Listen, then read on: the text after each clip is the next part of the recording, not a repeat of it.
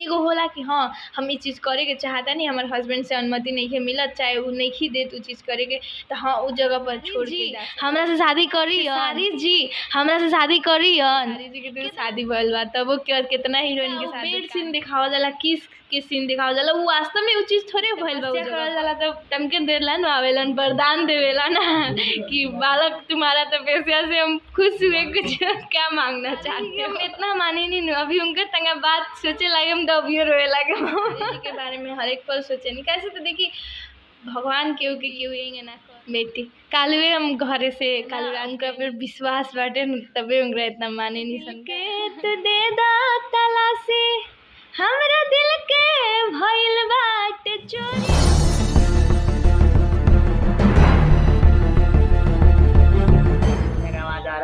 कोई देख रहा है क्या तो चिन गया, ठीक है, अब चिन गया तो क्या करना पड़ा हमको, वहाँ पर मास्क लगा कर और जल्दी जल्दी पंखा किन कर आप गिर जाना पड़ा, हो सकता है कि भीड़ हो सकता था, इसीलिए यही पर भी होता है, मतलब कहीं पे हम लोग जाते हैं तो कोई प्रोग्राम वगैरह, प्रोग्राम तो हम करते नहीं, मतलब कभी शूटिंग वगैरह हुआ चाहे किसी के साथ कहीं चले गए तो वहाँ पे बहुत ज़्यादा एक भीड़ लग जाता है, मतलब सेल्फी लेने के चक्कर में कोई नहीं होगा ना वहाँ पर, तो वहीं पर बीच में ही आप रह जाएंगे, वहीं पर क्या होगा आपको नहीं पता। मतलब ये तो उन लोग का प्यार है जो मतलब इतना सपोर्ट करते हैं, तभी ना मेरे पास आते सेल्फी लेने के लिए या कुछ, उसको गलत नहीं बोल रहे हम लोग, मतलब बहुत अच्छा लगता है। कितना आदमी सपोर्ट भी करने आता है, कितना आदमी रामायण वो नेगेटिव सोचता होगा, शुरू से नेगेटिव सोचते से दिमाग में एक चीज बताइए, सुबह अभी डांस क्लास नहीं जा रहे 2-3 दिन हो गया, क्योंकि ऐसे मतलब रास्ते में चलते हैं ना, मतलब बहुत लोग हैं, एक लड़की है तो खराब भी बोल देते तो अच्छा नहीं लगता है, हम तो लड़ जाते हैं, हम दूसरा जैसा नहीं कि सुन के चुपचाप चले जाते। सबके प्रणाम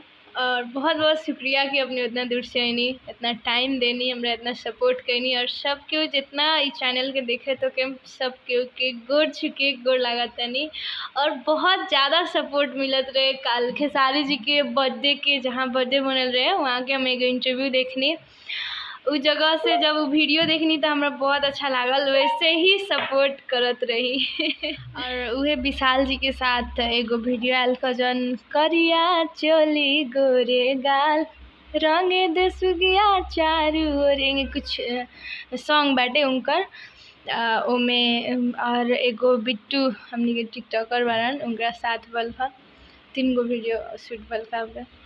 अच्छा एगो बात बतावली सौम्या जी कि रुआ यादव फैन हो गए बानी का कि खेसारी भी फैन बानी, और यह विशाल जी के भी साथ आपने मतलब कि डांस करता नहीं और का कि एल्बम में काम करता नहीं? वैसन बात नहीं है, मतलब यादव फैन नहीं है, अब आदमी हम ही सोचनी कि अपना एगो इंसान है, खेसारी जी भी एगो इंसान है, यादव जी जितना भी बानी चाहे हम बानी पोखरेल चाहे कुछ भी सब एक इंसान है, तो हम इंसान के फ़ैन बनी, जात पात के या कुछ के फ़ैन नहीं के। रहल विशाल के साथ एल्बम निकाले के तो अभी सीखत नहीं, और सीखत नहीं तो वो भी नेपाल के हवन, हमारे देवरे लगियन भाभी कहलन, तो उनका साथ भी मतलब काम करते नहीं, ऐसे कि उस चीज़ के पहले हम उतना कर ली तभी ना आगे बढ़ सके। लेकिन ये खेसारी जी के गारा ही रहे कि मारी मारी बाबू साहब तो गेहूँ लसर ले बिया, लेकिन कुछ ही दिन के बाद गाना ही रहे कि यादव जी के झंडा तोहरा लांगा पर फहर जी, तो ये पर का कहता नहीं अपने खेसारी जी के फैन बने, तो मतलब ना समझ वाला नहीं कि सुन लो झंडा वाला सुन ले, तो उस चीज़ के अपने हम ना समझने की अपने कथी पूछे के चाह रहे। जैसे अपने खेसारी जी के फैन बनी तो खेसारी जी के बहुत फेमस गाना रहे कि ये सो यादव जी के झंडा तोहरा लहंगा पे फहरी, तो एक पर का कहतन लोग कि खेसारी भैया का कह चाहतन? अब देखिए मतलब वो गाना रहे वो उनकर रहे, जब रहे तब रहे, अब काहे इस चीज़ के आगे बढ़ावते नहीं, मतलब वहाँ कहे के मतलब है कि गाना रहे तो मतलब वैसे गाना गए नहीं तो काप नहीं, लेकिन गाना तो सब गाना नहीं रहला, नेगेटिव सोच अपना ऊपर रहला, कौन गाना के पॉजिटिव ऐसा सोचेम नु कि हई गा देले बानी, तो ऐसा बहुत किसी के गाना ठीक। नेपाल में तो पहले भी तंगा देगा मतलब नाम रहे सौम्या पोखरेल के, बहुत ऐसा रहे कि चिन्हत रहे लोग, टिकटॉक में बहुत कम समय में हमरा बहुत ज़्यादा सपोर्ट मिलल रहे। अभी इंडिया में भी बहुत जगह बाटे जन खेसारी जी से मिलला के बाद उहे के चलते भइनी ना, तो हम उनका से मिलती ना, हमरा से उ मतलब स्टेज पर कहती, बात करती ना, वायरल होती। का खेसारी जी से कितना प्रेम रहे कि रुआ एगो लिफ्टर रहनी ना, वो वीडियो बड़ा वायरल होल बाटे, का लागत रहे रुआ? लागत रहे कि मतलब एंग लागत रहे कि भगवान हमारे सामने बनी और तंगा देर में चल जाम, कैसे तो भगवान विलोप हो जाला, लोग भुला जाला लोग तंगा देर में। मैंने ऐसे लग रहा है कि हमरा के छोड़ के कहीं चल मत जाए। ना ना, हाँ। मतलब भगवान तपस्या करल जाला तो तमके देरला न आवेलन, वरदान देवेला ना कि बालक तुम्हारा तपस्या से हम खुश हुए, कुछ क्या मांगना चाहते हो। तो मांगा, मतलब वही कि उहे भल कि भगवान हमारा सामने रहनी, तो हम तंगा मतलब रो लेनी है खुशी से कि आज कितना दिन तपस्या कैला के बाद भगवान मिलल बनी। लेकिन सौम्या जी हम देखनी कि इतना ना रुआ भावुक हो गइल बनी, इतना ना भावुक हो गइल बनी कि मतलब कि सोचे पर मजबूर हो गइल बाटे, कितना रुआ भावुक भइनी कि पता ही रुआ ना चल। खेसारी जी के हम इतना माने नहीं, अभी उनके तंगा बात सोचे लगे हम तो अभी रोए लगे। बहुत ज़्यादा माने नहीं को, दुनिया में सब क्यों सबके ना माने लगा दिल से। अभी बहुत आदमी अपन बारे में सोचेला, बहुत कम आदमी क्यों के बारे में सोचेला, तो हम खेसारी जी के बारे में हर एक पल सोचे नहीं। कैसे तो देखिए भगवान क्यों के क्यों ये ना कह देवेला, कुछ बाटे उनका अंदर उतना बना के रखले बानी, उ लायक बानी तभी क्यों कहेला। और बहुत लोग कहेलन उनका भगवान और ट्रेंडिंग स्टार और हिट मशीन, तो हम तो ये कहम कि खेसारी जी के अलावा क्यों के ना कह सकत नहीं भगवान। ऐसे भी तो हिट मशीन खेसारी लाल जी है ही, लेकिन का रुआ नज़र में हिटे मशीन बानी या रुआ हिट हो क्या? जी हमरो नज़र में हिट मशीन बनी, और हमार नज़र में तो सबसे पहले भगवान बनी, ओकरा बाद हिट मशीन कल जाओ या फिल्म। तो उहे कहले रहनी खेसारी जी कि आए वाला 5 या 6 महीना के अंदर इसके साथ में काम करूँगा, एक एल्बम, एक मतलब फिल्म। वो तो अब मेरा किस्मत है। मतलब अब मेरा एक होता है ना, जितना लिखा जाता है यहाँ पर जितना होता है उतना ही मिलता है, ज़बरदस्ती ये नहीं है कि लड़के उस चीज़ को लेना ही है। मैं यही कहती हूँ कि अगर मेरे किस्मत में होगा तो जैसे भी मिल जाएगा, अगर नहीं होगा तो अगर अचानक खेसारी जी रुआ के बुला ली तो का रुआ अपना हस्बैंड के छोड़ के मुंबई चल जाए? लेके जाए, का छोड़ के जाए। जब उनका चलते यहाँ बानी तब छोड़ के कहे जाए, लेके जाए ना। ऐसे कहीं होके कि खेसारी लाल जी बुलाएं कि सौम्या पोखरियाल जी आपको आना है मुंबई, 2 रोज़ के अंदर आना है, इमरजेंसी शूट पे चलना है, लेकिन अगर चंदन जी कहीं कि ना दुकानदारी देखें कि हम मुंबई जाएं, तो अपने के ऊपर क्या सोचा? तो उ ना जा सके, तब अब उ तो हमनी के बिजनेसो बाटे तो वो बंद कइल ना भल। हमर देवर बानी घर में, गार्जियने है वो हमरा खातिर एगो, तो अपन गार्जियन के घर के केहू के मेंबर के लेके चल जाम, जरूरी बा कि अब उहे जाम तो होई। हमर घर में और भी लोग बाटे ना, हम केहू के ले जा सकत नहीं।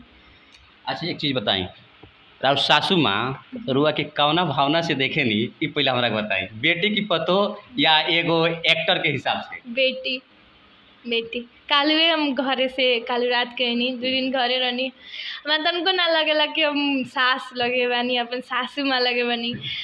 क्यों हमनी में होला कि सास के लगे बहुत दिन बाद जाता है, गोड़ रंग तो केस झाड़ है, इंगूर कर है, कर खाना बना के खिया, सवेरे उठा तो पूजा पाठ कर, नहीं के बिल्कुल नहीं के हमारा घर में। मतलब अपने ही सोची ना, जब हमार मम्मी पतो मनती तो उ कभी भी आगे बढ़ती, बेटी मनता रही तभी ना आगे बढ़ता रही। क्या अपनी अपनी था बढ़ले बा हमने के समाज में, मतलब सास पतो के केंगा था अपने के था वही, अपने के तो बताए जरूरी ना होई कि देखो तो हम समाज में अपना हूँ, और हमने के वैसा घर में रिएक्शन नहीं किया कि हाँ दूसरा के घर में आके मतलब हमने बस आसन उस टाइप में हमने कुछ ना रहा कि। लेकिन चंदन जी ये मधेश हुए, मधेश में बहुत मर्यादा के साथ में चले के पड़ला, और अपने के पत्नी जे ये स्टेप पर रखले बाड़ी कि आज ये अभिनेत्री बने के योग बनल जाता रही, तो ए पर का कहतन? देखिए पहला मतलब काम की है कि मतलब वो मेहनती बारी मेहनत करता रही, क्योंकि मेहनत हम देखी लोग ना देखेला कि कौन मेहनत से आगे बढ़ता रहे, आ लोग के भी मम्मी कहम कि सपोर्ट करी लोग अपने लोग आउ अपने जगह आगे बढ़ता रही, भगवान का रसम करा के आगे बढ़ाओ। हम ये चाहता नहीं कि हाँ खेसारी जी जब वादा करते रहे तो क्यों पूरा हो वही करी, अभी हो को 6 महीने के बाद देखो चाहे 1 साल के बाद, लेकिन पूरा होई। अपने के पूर्ण विश्वास बा? हाँ विश्वास बाटे, कि आदमी अपने के था बानो कि था लग जाला कौन आदमी कैसन बाटे, हमने के शुरू से देखा था इंसान, हम मतलब समझी ना हमने के 13-12 बरस के हम तबे से देखा था इंसान। एक बात इतना उनका पर विश्वास बाटे तबे उनका इतना माने नहीं सन का।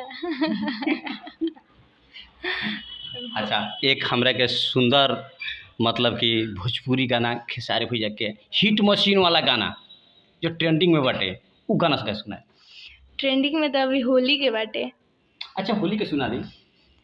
होली के तो अब होली के मतलब छोड़िए, हम एगो गाना सुना दें खेसारी जी के।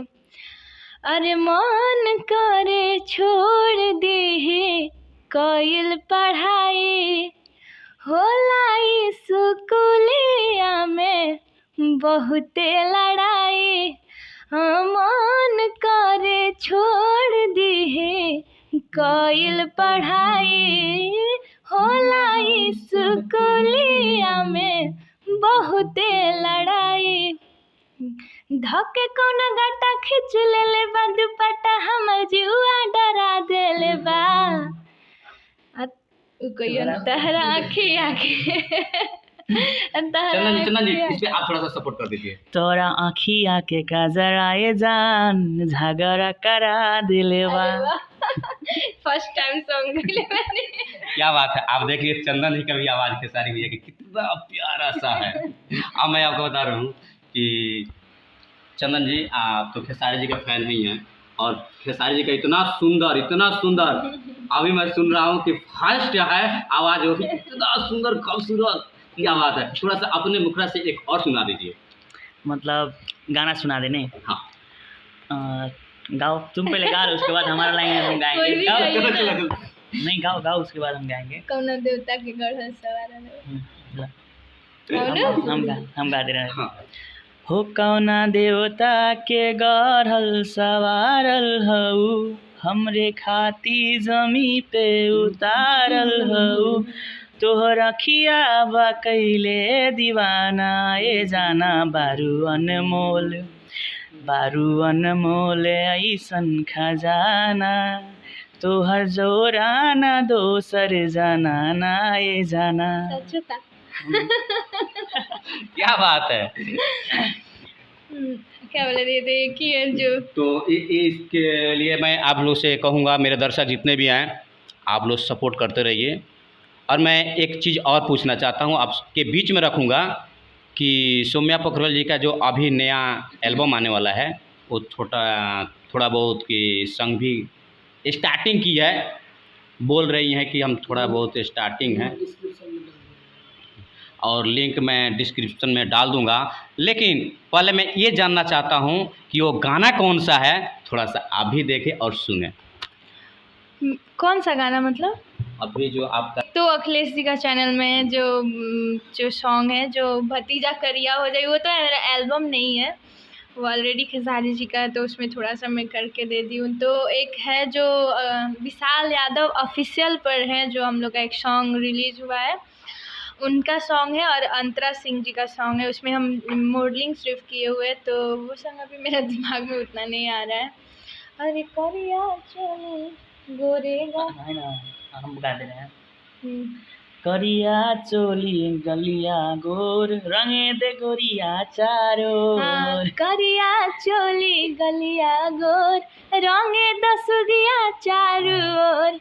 ई सॉन्ग हटे जन विशाल यादव ऑफिशियल पर बाटे। और एगो और सॉन्ग बाटे जन हमनी के सॉन्ग बाटे, अरे छत के ऊपर से कूद जाए गोरी, कुछ बाटे जौन हमनी के द सदाम हुसैन चैनल पर बाटे एल्बम, होली के है तीनों, ये बाटे। एक चीज़ बताएं कि अपने के लव में सब बा, यानी कि लाइव बा, तो अपने खेसारी जी के साथ जब फिल्म करे लगे तो का चंदन जी के छोड़ दे या साथ में लेके घूमे लगे? ऐसे सवाल तो बहुत सा कहले बानी कि लोग इहो बहुत मतलब उठेले बा आवाज़ कि सौम्या पोखरेल, हाँ सौम्या पोखरेल मतलब खेसारी जी के साथे चल जाई, भाग जाई, बियाह कर ली हऊ, ऊ काम नो कि घटिया सोच हटा दिया। ऊ आदमी के ई सोचे के चाहता नहीं, शिव जी के बहुत लड़की पूजा करेला, का ओकरा शादी कर ली ना नु, भगवान से क्यों शादी करेला का, चाहे ओकरा से गलत रिश्ता क्यों रखेला का।